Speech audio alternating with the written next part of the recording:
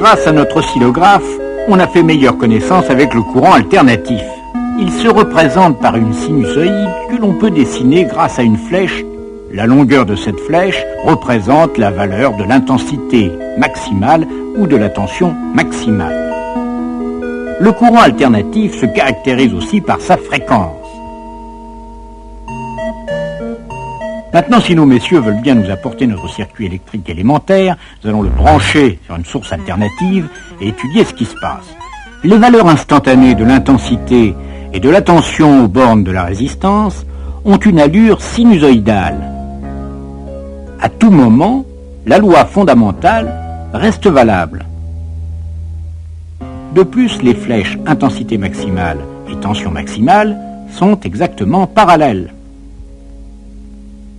Courant et tension sont, comme on dit, en phase. La tension est maximum quand le courant est maximum. La tension est nulle quand le courant est nul.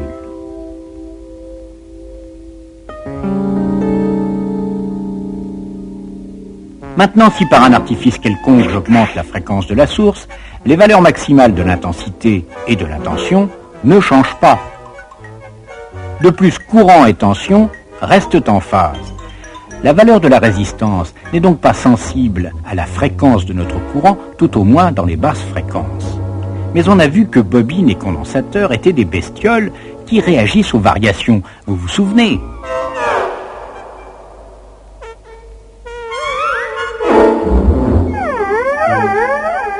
Or, le courant alternatif est une variation permanente. Et plus la fréquence est élevée, plus la variation est rapide, de sorte qu'il y a fort à parier que bobines et condensateurs vont être sensibles à la fréquence du courant alternatif.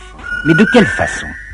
Monsieur Ohm, s'il vous plaît, veuillez remplacer une résistance du circuit par une bobine. Envoyons le courant alternatif.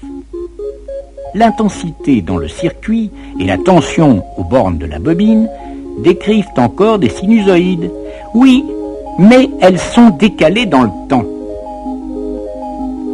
Autrement dit, nos deux flèches intensité maximale et tension maximale ne sont plus sur le même axe.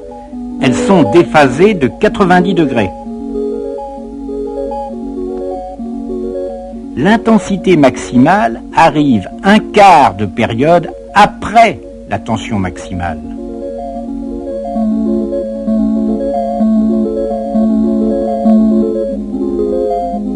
Et ce n'est pas tout. Si j'augmente la fréquence, voilà que l'intensité maximale dans le circuit se met à diminuer. Si je diminue la fréquence, l'intensité maximale augmente. Quant à l'autre compère, le condensateur, vous doutez bien qu'il va faire exactement le contraire.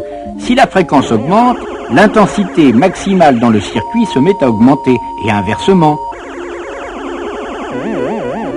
De plus, l'intensité maximale n'arrive plus un quart de période après, mais un quart de période avant la tension maximale.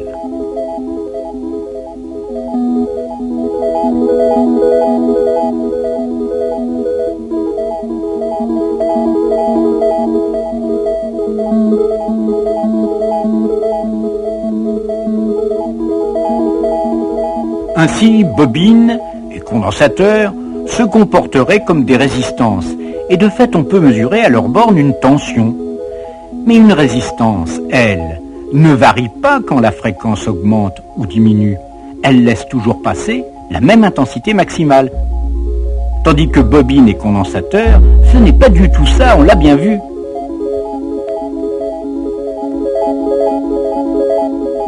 Force est donc de constater, mesdames et messieurs, qu'il s'agit d'autre chose que d'une résistance pure, puisqu'elle réagit à la fréquence. Ce quelque chose, appelons-le la réactance, et notons-la X. Alors, gravez bien ceci en lettres d'or sur vos tablettes de granit. La réactance d'une bobine, dite réactance inductive, augmente quand la fréquence augmente, et le courant est en retard d'un quart de période sur la tension à ses bornes. La réactance d'un condensateur, dite réactance capacitive, diminue quand la fréquence augmente et le courant est en avance d'un quart de période sur la tension à ses bornes.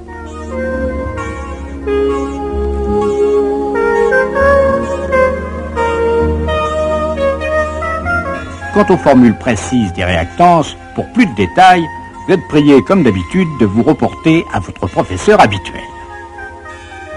Il faut faire remarquer enfin que les réactances capacitives et inductives s'expriment aussi en ohms. Tout cela, allez-vous dire, pas bien compliqué. Dès qu'on connaît la fréquence, on peut calculer les réactances. Et puis, on manipule tout ça comme des résistances ordinaires. Eh bien non, non, non, 1000 fois non. Dans un circuit alternatif, quand on a en série des résistances et des réactances, eh bien 2 et 2 ne font plus 4. Évidemment, c'est assez troublant, mais vous vous doutez bien que cela provient de nos fameux déphasages.